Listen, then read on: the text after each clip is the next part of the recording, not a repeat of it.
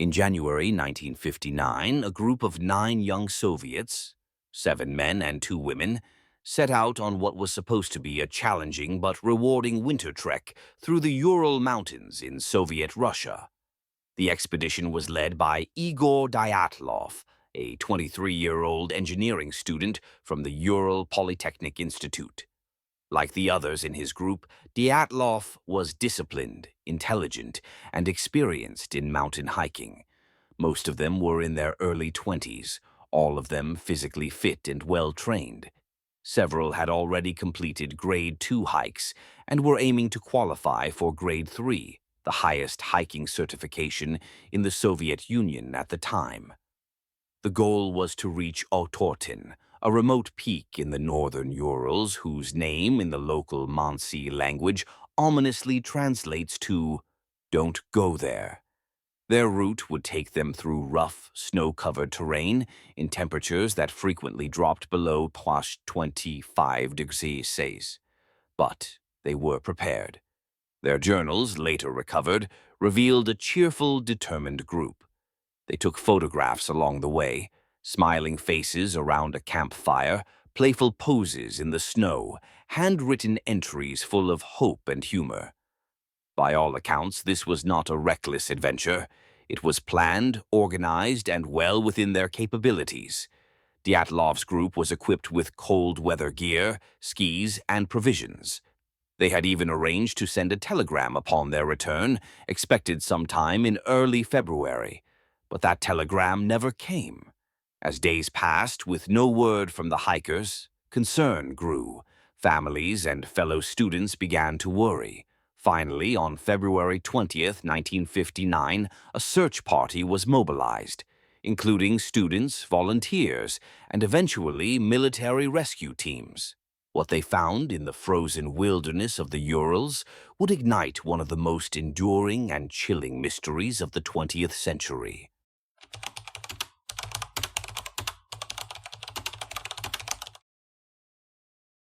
On February 26, 1959, after nearly a week of scouring the icy slopes of the Ural Mountains, rescuers finally discovered the hikers' final campsite, and what they found made little sense. The group's tent was located on the eastern slope of Kholat Syakhl, a name that translates from the Mansi language as Dead Mountain. It wasn't at the forest's edge where one might seek shelter. It was exposed, high on the wind-blasted slope. Why they chose such a precarious location remains a question to this day. The tent was half-collapsed, partially buried in snow, and, oddly, slashed open from the inside. Rescue workers noted that the fabric was cut from within, as if the occupants had panicked and sliced their way out, rather than calmly using the front entrance. Inside, personal belongings lay undisturbed: boots, jackets, food, journals, all neatly arranged, untouched by looters or wildlife. Most disturbing of all, there were no hikers. The tent had clearly been abandoned in haste, in the middle of the night during brutal winter conditions. Footprints led away from the site, made by bare feet or sock-covered feet, with no sign of proper boots. Some prints showed people walking calmly, not running. In temperatures dipping below -30 degrees C, 20-22 degrees, with wind chill making it even worse, leaving the tent underdressed was essentially a death sentence. But that's exactly what they did. What could have terrified 9 experienced hikers so completely that they fled into the frozen night without shoes or coats?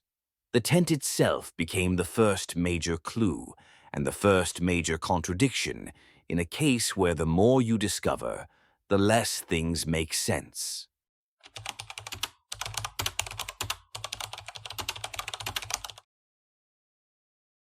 The searchers followed the faint tracks down the slope, away from the tent, into the forest.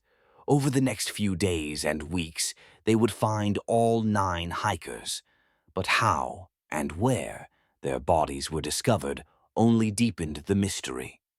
The first 2 bodies. About 1.5 kilometers from the tent, at the edge of the forest, searchers found the first 2 victims, Yuri Krivonishenko and Yuri Doroshenko. They were lying near the remnants of a femme, dressed only in their underwear with no shoes. The nearby tree had broken branches up to 5 meters high, suggesting one of them had climbed it, either to look for the tent or to escape something. Their bodies showed no fatal injuries, but burns were visible on their hands and feet, possibly from trying to stay warm or from crawling through the snow. Both likely died of hypothermia, but the lack of clothing was unsettling, the result, perhaps, of paradoxical undressing, a rare symptom of late-stage hypothermia, where victims feel a false sense of heat and begin shedding clothes.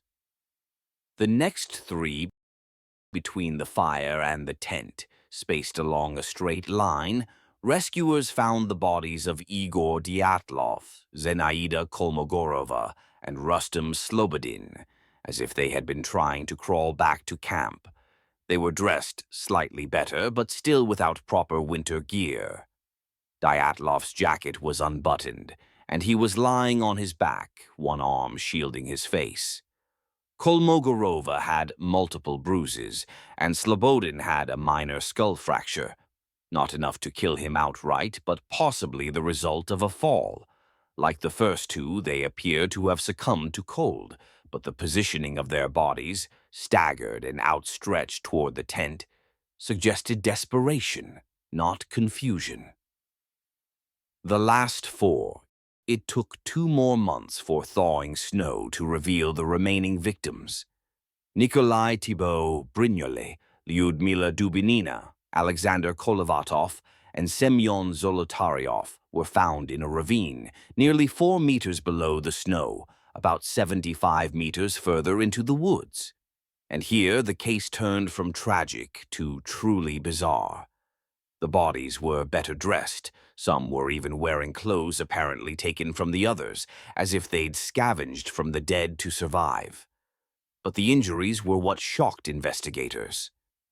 Thibaut Brignol had a severe skull fracture, as if struck by a car. Dubinina Zolotaryov had massive chest trauma, multiple broken ribs and collapsed lungs, yet no external wounds, no bruising or tearing of the skin. Dubinina was missing her tongue, eyes, and part of her lips. Some suggested animal scavenging, others weren't so sure.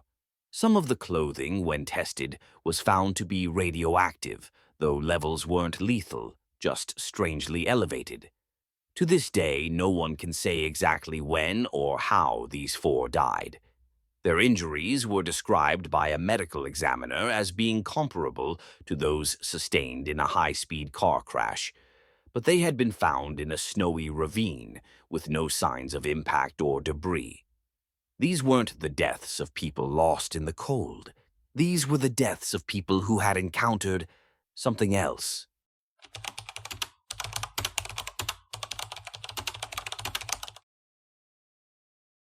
For over 60 years, the Dyatlov Pass Incident has baffled investigators, scientists, and armchair sleuths alike.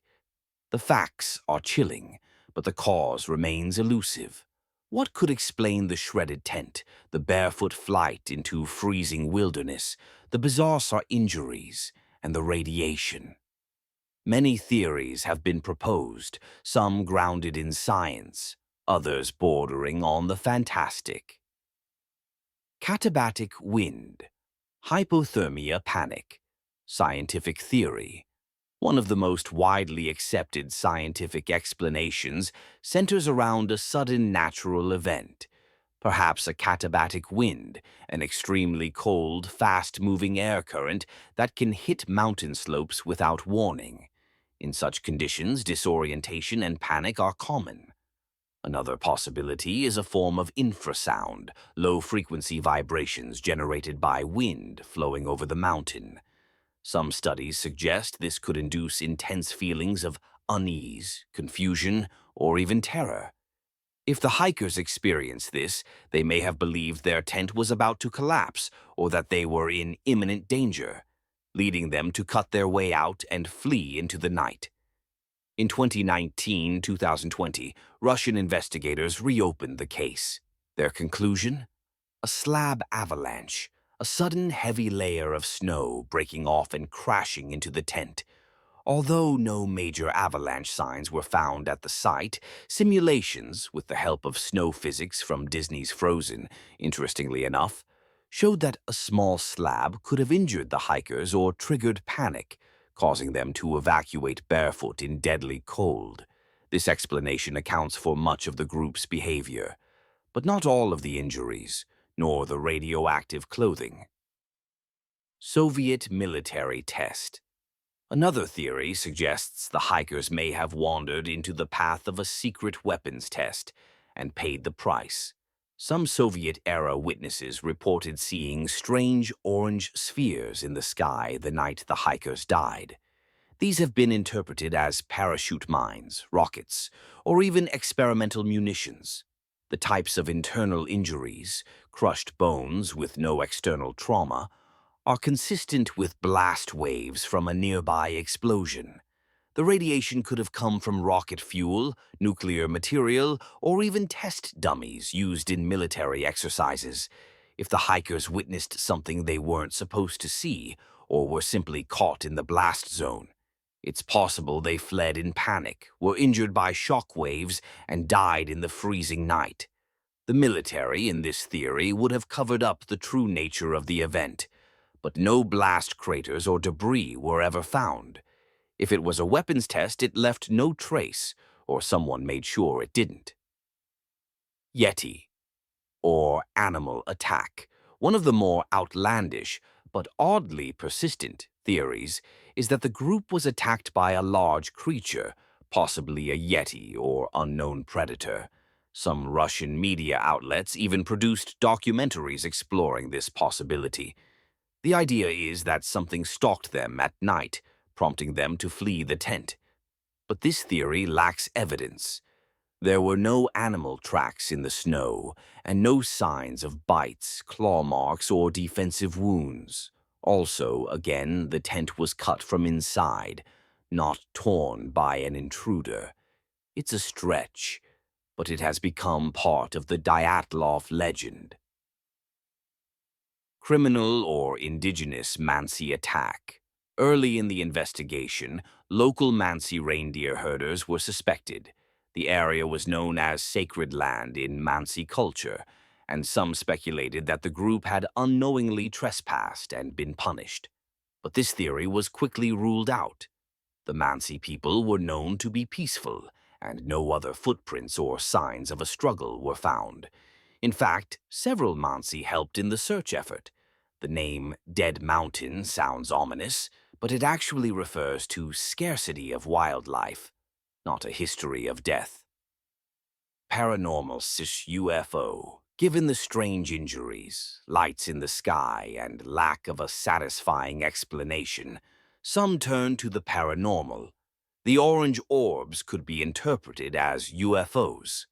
Some theorists claim a high-energy weapon, perhaps alien, perhaps experimental, disoriented or injured the hikers. Others speculate on interdimensional phenomena, pointing to missing eyes, gray hair, possibly exaggerated, and sudden psychological terror. It's impossible to prove, and impossible to rule out entirely. The complete absence of clear evidence is what allows these theories to persist. Despite their differences, all theories agree on one thing: something went terribly wrong on that mountain.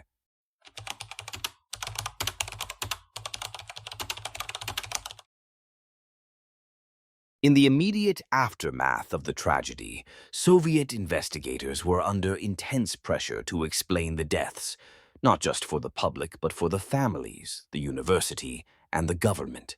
But by May 1959, after months of inquiry, they reached a vague and unsettling conclusion.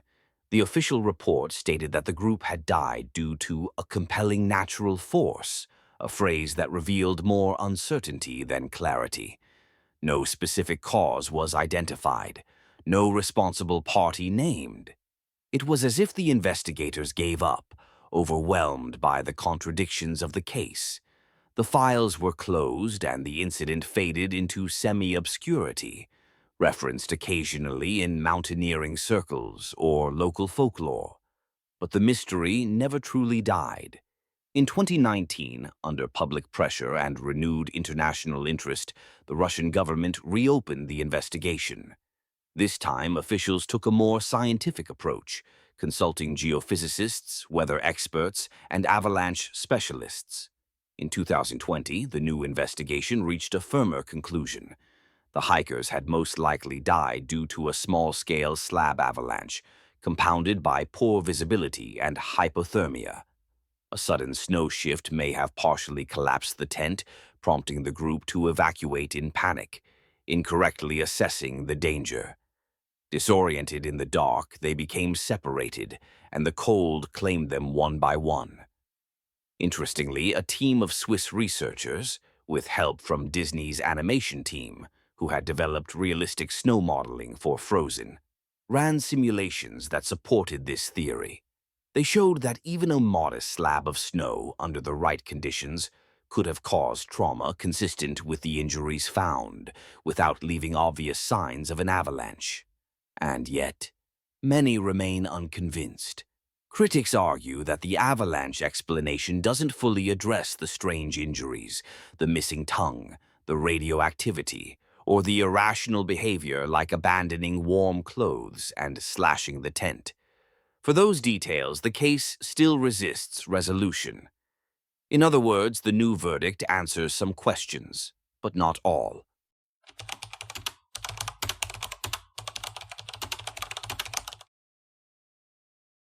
More than 6 decades have passed since 9 experienced hikers set out into the icy wilderness of the Ural Mountains and never returned. Their deaths remain one of the most perplexing and unsettling cold cases in modern history. Every piece of evidence, from the slashed tent and barefoot escape to the severe internal injuries and traces of radiation, seems to answer one question only to raise 3 more. The avalanche theory provides a framework. It explains the panic. It accounts for the separation, the hypothermia, the tragic misjudgment, but it leaves key elements untouched.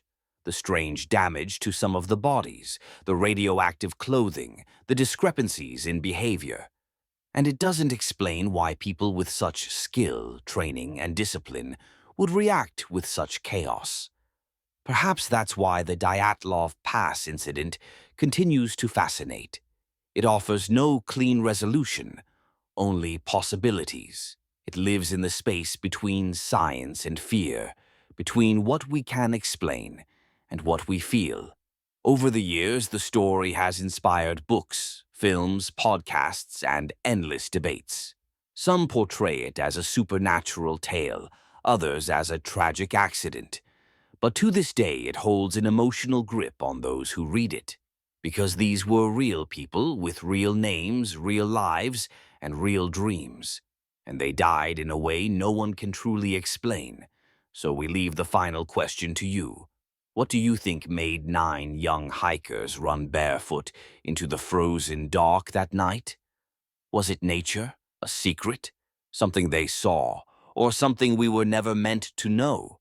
Whatever your answer, one truth remains. The Dyatlov Pass keeps its silence, and we're still listening,